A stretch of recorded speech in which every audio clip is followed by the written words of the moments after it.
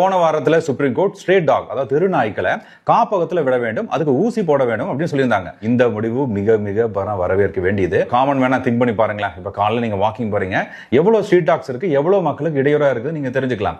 இதுல போன வருடம் மட்டுமே 40 லட்சம் நாய்க்கடிகள் ஏற்பட்டிருக்குது. இப்ப டாக்ஸோட பர்த் சைக்கிள் நம்ம பார்க்கலாமே.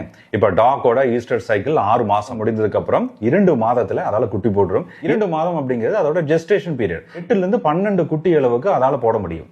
இந்தியாவில் சுமார் 6 கோடிக்கு மேல ஸ்ட்ரீட் டாக்ஸ் இருக்கு.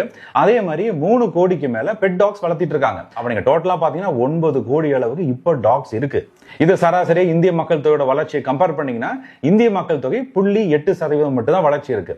ஆனா இந்த டாக்ஸோட வளர்ச்சி பாத்தீங்கன்னா 12% வளர்ச்சி இருக்கு. இதை காரணம் காட்டி தான் சுப்ரீம் கோர்ட் உடனடியாக இந்த டாக்ஸ் எல்லாம் காப்பகத்தில் அடைக்க வேண்டும், ஆன்டி பர்த் கண்ட்ரோல் சொல்லக்கூடிய ஏபிசியும் ஆன்டி ரேபிஸ் வேக்சினும் உடனடியாக போட வேண்டும் சொல்லியிருந்தாங்க. ரெஸ்பான்சிபிள் பர்சனா நம்ம என்ன பண்ணலாம்? நீங்க ஒரு டாகை வளர்த்துறீங்க அப்படின்னா அனிமல் பர்த் கண்ட்ரோல் தடுப்பூசி நீங்க போட வேண்டும். இது போக ஆன்டி ரேபிஸ் வேக்சினேஷன் நீங்க போட வேண்டும். இது உங்க குடும்பத்துக்கு மட்டும் இல்ல, உங்களை சார்ந்த சமுதாயத்தில் எல்லா மனிதர்களுக்கும் பயனுள்ளதாக இருக்கும். Solid waste management. நீங்க ஏதோ குப்பை வச்சிருக்கீங்கன்னா குப்பையை அப்படியே ரோட்டோரங்களை நீங்க போட்டுட்டு போனீங்கன்னா என்ன ஆகும்? அதை நாய்கள் பெருக்கும் உருவாக்கிட்டே தான் இருக்கும். அதையும் நீங்க தடுக்க வேண்டும். மட்டும் ஒரு முக்கியமான காரணம் கிடையாது. முனிசிபாலிட்டிஸ்லயும் நிறைய குப்பை எடுக்கிறவங்களை இன்க்ரீஸ் பண்ணணும். அவங்களுக்கு சரியான உபகரணங்களை கொடுக்க வேண்டும், சரியான வாகனங்கள் கொடுக்க வேண்டும். சில பேர் இப்பவும் என்ன பண்ணிட்டு இருக்காங்கன்னா தள்ளு வண்டிகளை தான் குப்பைகளை எடுத்துட்டு இருக்காங்க. ஏன்? அவங்களுக்கு ஒரு சரியான ஒரு வாகனம் கொடுத்தா ஒரு நாள் குப்பை எடுக்கிறத ஏன் நாட்களுக்கு ஒரு நாள் குப்பை எடுத்தா என்ன ஆகும்? ஆட்டோமேட்டிக்கா குப்பைகளின் பெருக்கம் கம்மியாகும்.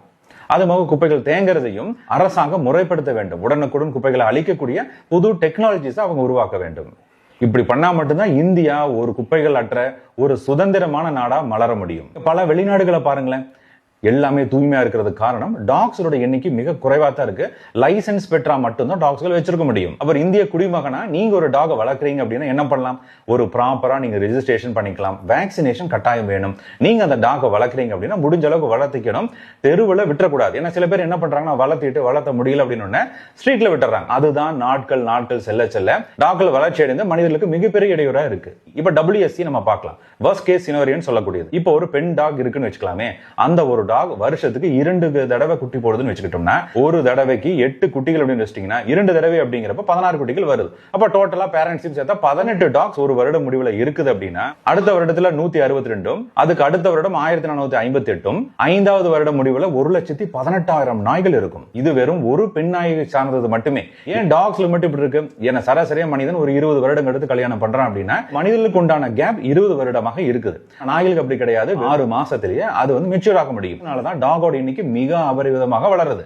உங்களோட கருத்து என்ன? ஒரு ரெஸ்பான்சிபிள் சிட்டிசனா நீங்க என்ன பண்ண போறீங்க? கமெண்ட் செக்ஷன்ல போஸ்ட் பண்ணுங்க.